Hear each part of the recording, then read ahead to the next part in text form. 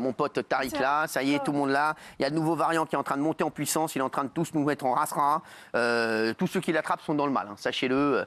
Alors, en plus, il y a des nouveaux symptômes. Je vais vous parler des nouveaux symptômes, c'est un truc de ouf.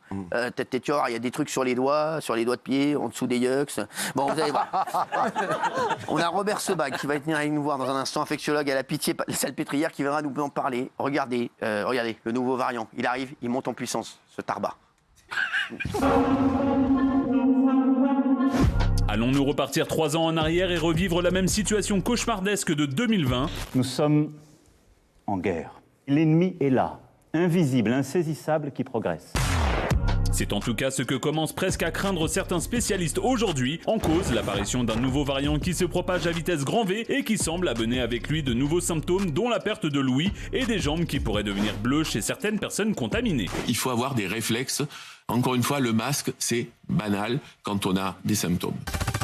Une situation qui pourrait s'empirer avec la baisse des températures. Conséquence, la campagne de vaccination pour les plus fragiles a été avancée pour faire face à la situation. Et oui, dès le 2 octobre, avec 2 semaines d'avance sur le calendrier initialement prévu. Alors la montée en puissance de nouveaux variants et le nombre de personnes infectées commencent à inquiéter. Doit-on avoir peur ? Merci Robert, quel bonheur de vous revoir. En plus, vous sentez tellement bon. Vous avez Je m'en serais passé. C'est un de mes parfums préférés. Honnêtement, je m'en serais passé. C'est un de mes parfums préférés que vous portez.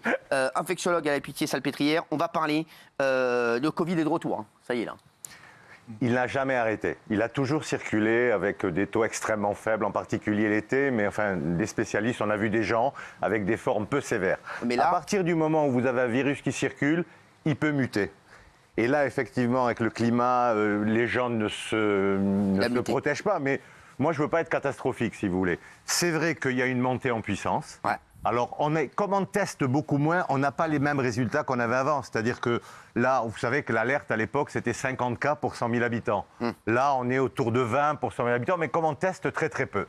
Alors, ce qui arrive, c'est il y a des petits cousins de ce fameux Omicron, si vous voulez. On en a 2, là. Il y a Eris et Pirola. Pirola. Le deuxième, il s'appelle Pirola. C'est le P, il n'est pas pire, mais c'est le BA 2.86. Oui. Alors, c'est pas qu'il nous inquiète, il devient un petit peu dominant. C'est-à-dire que, vous savez, on écrase, le nouveau venu écrase le précédent. Alors, il est plus contagieux. Effectivement, c'est pas qu'on a plus de cas. Il n'est pas très, très grave. Ce qu'on voit à l'hôpital, on n'a pas. Non, mais je veux vraiment calmer. On a des symptômes, ORL, quelques formes digestives qu'on n'avait pas. Il y a des nouveaux trucs, il y a des jambes qui deviennent bleues, qui sont lourdes et qui picotent. Non, écoutez, moi, j'ai pas vu ça. C'est la Schtroumpfette qui m'a dit ça. J'ai vu des problèmes. J'ai vu... Non. Et vous avez... Ce Covid, on a tout vu. On a tout vu. Mais ce qu'on voit en plus aujourd'hui, c'est plus la sphère ORL, de la fièvre, de la fatigue, quelques troubles digestifs, de concentration. La perte de l'ouïe, on dit. Perte de l'ouïe, oui, d'accord. Non, alors vous savez qu'au début, on avait la perte de l'odorat et la perte du goût. Et maintenant, il y a l'ouïe. Là, moi, j'ai pas eu. Je veux pas généraliser, j'en ai pas vu, si vous voulez. La seule chose, si vous voulez, c'est que on a une certaine immunité collective. Il n'est pas très dangereux à ce jour, si vous voulez, pour une majorité de la population. Bon. Le problème reste toujours problème des comorbidités et des personnes âgées. Ça reste malheureusement toujours d'actualité. Raison pour laquelle, je vais me faire taper dessus, le vaccin, le vaccin, il va revenir. Vraiment. Il va revenir, on a avancé la campagne de vaccination. C'est ça. C'est un vaccin il y a un vaccin bivalent, il est efficace. GG, il y a un vaccin. Je prends des notes, je suis content. Non, mais les fans de vaccin. Il agit normalement, il est efficace sur ce nouveau variant, bien que le Pirola, on a trouvé 40 mutations sur la protéine Spike. Et vous savez que c'est le petit spicule qu'on voit sur le virus. Et c'est cette protéine, si vous voulez, avec laquelle on fait un vaccin. Donc aujourd'hui, on n'est pas sur du confinement, des passes sanitaires, des passes vaccinaux. En plus, c'est pas audible. Pardon de vous dire ça. C'est vrai qu'aujourd'hui, parler de la Covid, les gens, il y a une sorte de sidération.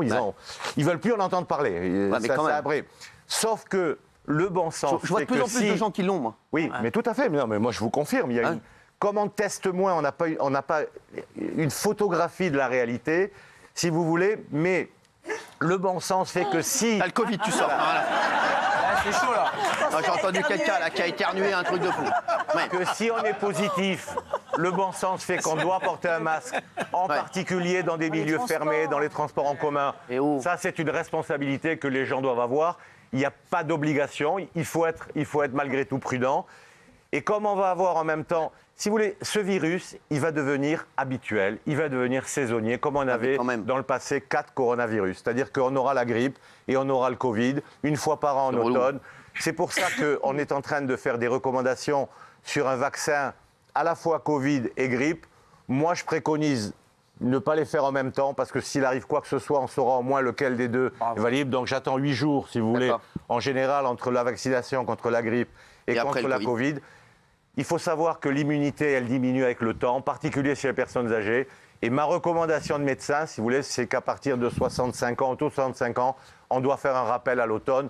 Et ça devrait suffire. Alors, juste, on dit qu'il y a maintenant des jambes qui deviennent bleues, donc je vous jure que c'est vrai. Ouais. Éruption cutanée, il y a des tombous, la perte de l'ouïe, hoquet persistant pendant plusieurs jours. Oui, il y a eu ça. Non, c'est vrai. Et il y a difficulté d'élocution et de concentration. Jean-Michel, vous avez un Covid persistant. Non, mais c'est vrai. Non, mais j'avais un Covid long. Et toujours les mêmes symptômes, la perte de l'odorat. Cyril, le côté élocution et concentration, nous l'avons, c'est ce qu'on appelle les Covid longs. On a des gens qui viennent et qui disent qu'effectivement, depuis qu'ils ont attrapé le Covid, ils ont intellectuellement, ils se sentent un petit peu moins performants que ce qu'ils étaient avant. C'est toujours difficile de trouver la causalité avec le virus et les troubles qu'on trouve ici. Moundir, on sait que tu as eu un Covid très compliqué. Est-ce que ça te fait peur, le retour du Covid ? Alors moi, ça me parle bien évidemment, parce que je l'ai subi plein de fouets. Je suis content de vous voir aussi, docteur. Vous êtes immunisé, c'est bien. Oui, je suis déjà immunisé, et puis je ne l'ai pas chopé depuis. Mais le souci qu'il y a eu, c'est que moi, j'ai ma fille, alors la veille de faire la première le 4 septembre, j'ai ma fille, moi, qui a eu un Covid asymptomatique, d'accord, et ça lui a déclenché une arthrite immunoréactive. C'est-à-dire que du liquide s'est logé sur ses hanches, ce qu'on appelle un rhume de hanche, elle ne pouvait plus marcher. Donc on a dû aller justement aux urgences, et du fait que justement on pouvait rien faire, il fallait juste attendre, il fallait plus qu'elle fasse de sport pendant 15 jours. Elle va super bien, j'embrasse très fort. Elle va beaucoup mieux. Très bien. Mais c'était assez inquiétant. C'est réversible. Hein. C'est réversible. Complètement réversible. Ouais, c'est comme un blouson, quoi. Non, mais ça. Et donc. C'est vrai, quoi.